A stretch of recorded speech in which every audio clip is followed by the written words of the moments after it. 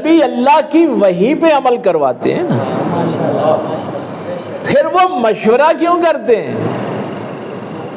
قرآن کریم نے وہ چوتھے پارے میں بھی آپ کو بتایا تھا نا کہ اللہ نے فرمایا وَأَمْرُهُمْ شُورَىٰ بَيْنَهُمْ، اے پیغمبر ان سے مشورہ کرو۔ بھائی جب نبی اللہ کے حکم کو نافذ کرتے ہیں تو پھر مشورہ کیوں کرتے ہیں؟ یہ تعلیم امت کے لیے ہوتا ہے۔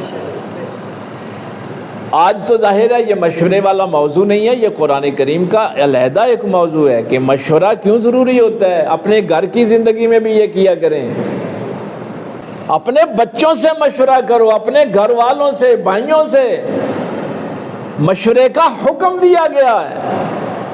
یہ ہماری مسجد ہے نا، تو ماشاءاللہ ناگرہ صاحب ہیں، خالد صاحب ہیں، ہم سارے بیٹھ کے مشورہ کرتے ہیں، حکم ہے۔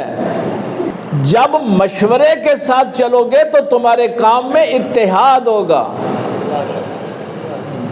تمہارے دلوں کی کدورتیں دور ہو جائیں گی۔ اگر حکم اوپر سے صرف نافذ کرو گے تو دوسرے مجبوراً تمہارے حکم کے ساتھ کھڑے نہیں ہوں گے۔ زندگی گزارنے کا سلیقہ سیکھو۔